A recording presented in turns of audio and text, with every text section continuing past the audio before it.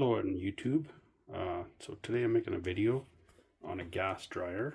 So this is a Westinghouse natural gas dryer, and what I found with, I've had this dryer for a while and it's been working really good. Then all of a sudden it stopped working, so then I had to do some work to it, and as you can see, I got it all off. I got the front cover off, it's right there, and I did some troubleshooting. I'll put it down here. So there's the just hang on, I gotta get it like, so that's better. So you can see there's all the parts to it. There's the burner, that's the high temperature switch there, that's the igniter there.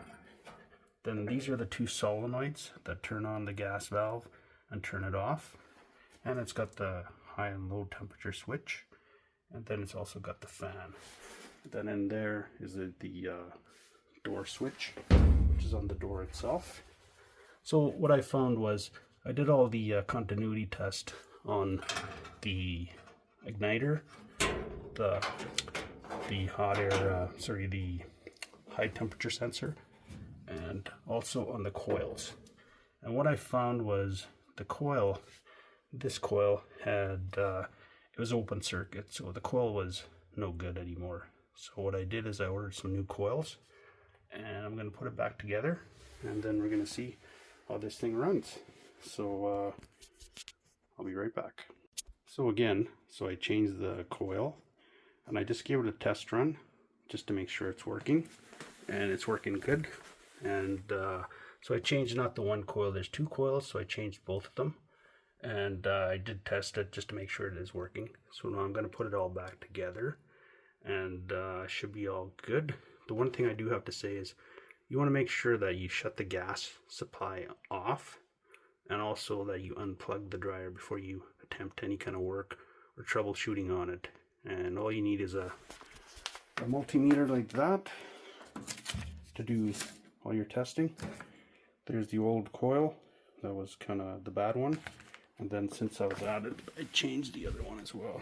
Since there's two, and it's pretty hard to screw them up because the pins are different on them. One's pins on the one side, one's pin on the other side, so that way you won't screw them up. You know which coil goes which way. And I think this is very common for a lot of the dryers. This is a very similar setup. The other thing I do when I would do this is I would vacuum it right out and make sure there's nothing, you know, whatever, holding any kind of dust and everything, that lint that could catch on fire. I did pull out a lot out of the door. Here, I'll show you this part here. So there's a fair bit that I pulled out of there, and that'll just, you know, make it cause for a fire or whatever. So there's the door, and so I'll put it back together now, and it's really simple.